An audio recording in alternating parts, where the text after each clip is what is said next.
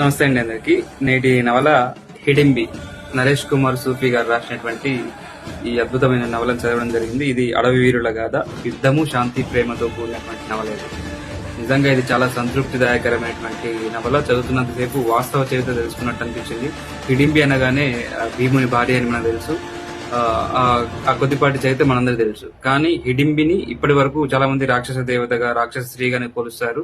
కానీ తను రాక్షస స్త్రీ కాదు. ఈ నవల చదువుతున్నంతసేపు తమ అస్తిత్వం కోసం, తమ ప్రజల కోసం కొనసాగినటువంటి పోరాటంలో వాళ్ళు ఆ విధంగా చిత్రీకరించబడ్డారు.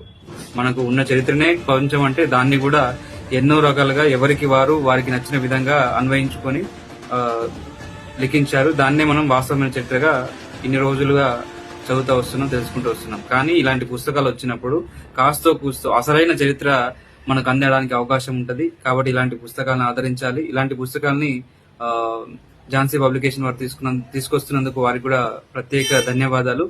అయితే ఈ పుస్తకం విషయానికి వస్తే, అడవి వీరుల గాథ. అంతరించిపోతున్నటువంటి కొన్ని జాతులు వారి ఔన్నత్యాన్ని, వారి యొక్క చరిత్రను కాపాడుకోవడం కోసం వారు చేసినటువంటి పోరాటాలు ఈ పుస్తకంలో చూపించడం జరిగింది. ఉదాహరణకు బిల్లులు, అదేవిధంగా అనేక రకాల కొండ జాతి వారు ఈ రోజు అడవుల్లో ఇప్పటికి కూడా ఈ నాగరికతకు అలవాటు పడినటువంటి వారు అడవుల్లో చాలా మంది ఉన్నారు. ఆ తెగలు అంతరించిపోతా ఉన్నాయి. మనకు సర్వేలలో కూడా అంతరించిపోతున్న తెగల గురించి పుస్తకాల్లో ఉన్నవి. అయితే ఆ తెగలు వారి యొక్క అస్తిత్వం కోసం పోరాడుతూ ఉన్నాయి. మనం ఏమనుకుంటున్నామైతే అడవి వాళ్ళు ఇప్పటికి కూడా చాలా మంది అడవిలో ఉన్నటువంటి వాళ్ళు రాక్షసులుగా మనం అనుకుంటాం. కానీ వాళ్ళు వాళ్ళ యొక్క పోరాటం కోసం మనం వాళ్ళ దగ్గరికి వెళ్లి ఆ అడవిని ధ్వంసం చేసి అక్కడ ఉన్నటువంటి భూమిని వ్యవసాయం కోసం కబ్జాలు చేయడమో, లేకపోతే ఇంక ఇతరత్ర మన అవసరాల కోసం వారిని అడవి నుంచి వెళ్ళగొడుతున్నాం. అది మన తప్పే. ఇప్పటికైనా కాస్తైనా ఇలాంటి పుస్తకాలు చదివినప్పుడు దాని గురించి ఆలోచించాలి. అదేవిధంగా ఇది మూఢనమ్మకాలు కాదు. నిజంగా ఇది మహాభారతంలో మనందరికీ కూడా తెలిసిన విషయమే.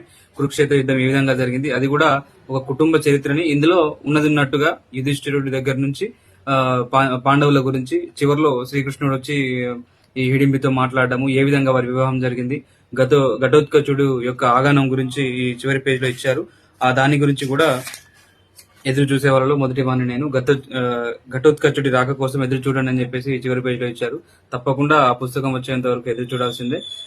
నిజమైన చరిత్ర కాబట్టి ఎదురు చూడాల్సిన అవసరమే ఉండింది. తప్పకుండా దీన్ని చదవాలని కోరుతూ, చదువుతారని ఆశిస్తూ, వాస్తవమైన చరిత్రను పుస్తకాలు అందిస్తాయి. పుస్తకాలు ఇప్పటి వరకు చదివే అలవాటు లేని వారు తప్పకుండా ఇలాంటి పుస్తకాలతో ప్రారంభిస్తే ఇంకా ఎక్కువగా చదివే అవకాశం ఉంటుంది. Thank you.